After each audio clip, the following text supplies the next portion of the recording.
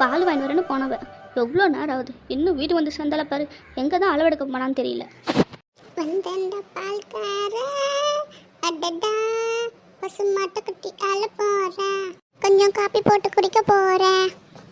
இந்த இதுதான் உனக்கு பால் வாங்கி வர நேரமா?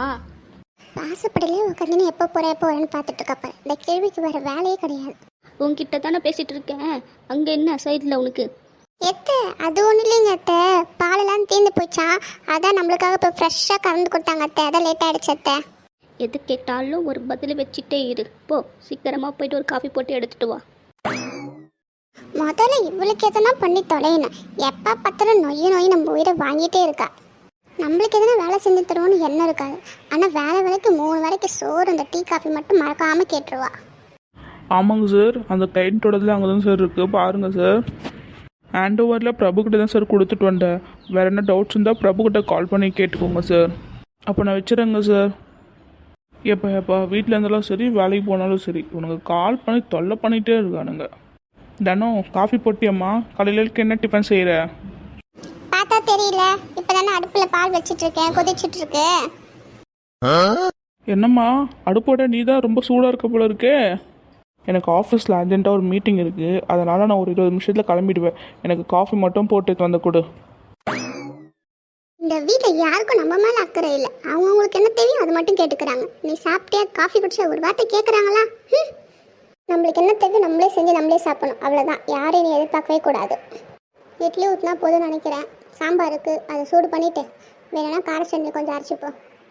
பால் நல்லா கொதிச்சிச்சு, காஃபி போட்டு கொஞ்சம் குடிப்போம், அப்போ தான் நல்லா மூளை வேலை செய்யும். அவரும் வெளியே கிளம்புற சொன்னார், அவருக்கும் போய் கொடுத்துட்டு வந்துடுவோம். எங்கே இதாங்க காஃபி. இங்கே வச்சிருமா. ஐயோ தொப்பிக்காரே, ஃபோனை முதல்ல அங்கே வையா, வெஸ்ட் இந்த காஃபி எப்படியா?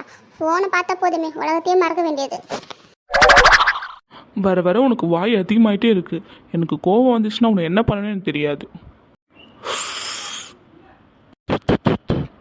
இதெல்லாம் ஒரு காஃபியா?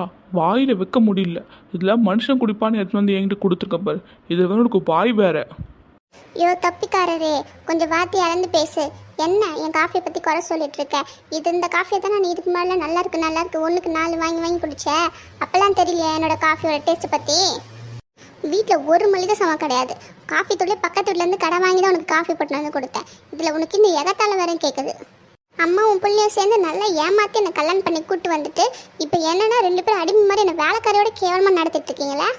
இனிமேல் உங்களுக்கும் உங்கள் அம்மாவுக்கும் என்னால் சமைச்சு தரலாம் முடியாது. உங்களுக்கு கை காலம் இருக்குல்ல, வேணா நீங்கள் 2 பேர் சமைச்சு சாப்பிட்டுக்கோங்க. இனிமேல் என்னை வந்து அதை போட்டுக்கொடு இதை போட்டுக்கொடு ஒரு வார்த்தை கேட்காதீங்க. இனி எதுனா வந்து கேட்கட்டும், அப்போ இருக்கு. நம்மளும் கொஞ்சம் ஓவராக தான் போயிட்டோமோ. ஏமோ இந்தம்மா காஃபி குடிமா. நீ ஏன்ப்பா காஃபி எடுத்துகிட்டு வர? எங்கே இந்த வீட்டு மகாராணி? அவளம்மா உள்ள கிச்சனில் ஏதோ வேலைன்னு சொன்னா, அதை நானே எடுத்துட்டு வந்துட்டேம்மா. இந்த வீட்டில் தான் எல்லாம் தலைகீழாக நடக்கும். சரிம்மா நீயும் குடி, நானும் ஆஃபீஸ் கிளம்புறேன், டைம் ஆகிடுச்சு. என்னடா எப்பயுமே 9 மணி தான் கிளம்புவேன், இன்னைக்கு நான் இவ்வளோ சீக்கிரமாக கிளம்பிட்டேன்? அது ஒன்றும் இல்லைம்மா, ஆஃபீஸில் கொஞ்சம் முக்கியமான மீட்டிங் இன்னைக்கு இருக்குது, அது எல்லா ஃபைல்ஸும் எடுத்து வைக்கணும், கொஞ்சம் வேலை அதிகமாக இருக்குது, அதான் இவ்வளோ சீக்கிரமாக கிளம்புறேன். சரி சாப்பிட்டியா? காஃபி தண்ணி என்ன குடிச்சா இல்லையா? எதனா கொடுத்தால அந்த மகாராணி? காஃபி குடிச்சம்மா. நான் ஆஃபீஸ் போயிட்டு எதனா வாங்கி சாப்பிட்டுக்கிறேம்மா. நீங்கள் வீட்டில் சாப்பிட்டு பத்திரமா இருங்க, நான் கிளம்புறேன். மாத்திரெல்லாம் கரெக்டாக போடுங்கம்மா. பாவம் என் புள்ள வீட்டுக்காக ஓடி ஓடி உழைக்கிறான், அவளுக்கு எதனா கொடுக்குறாளா இவ? காலையில் அம்மாவும் பிள்ளை எப்படி வரட்டு வரேன்னு வராங்க பார். காலையில் இவங்க பண்ண டென்ஷனில் வயிறு பசியே வந்துருச்சு. முதல்ல இட்லி வச்சு சாப்பிடுவோம், அதுக்கப்புறம் எல்லாத்தையும் பார்த்துக்கலாம். பாப்பா எவ்வளோ அழகாக இருக்கு என் இட்லி சட்னி சாம்பார், பார்க்கும் போதே ஆசையாகுதே. சாப்பிட்டு ஒரு குட்டி தூக்கத்தை போட வேண்டியதுதான்.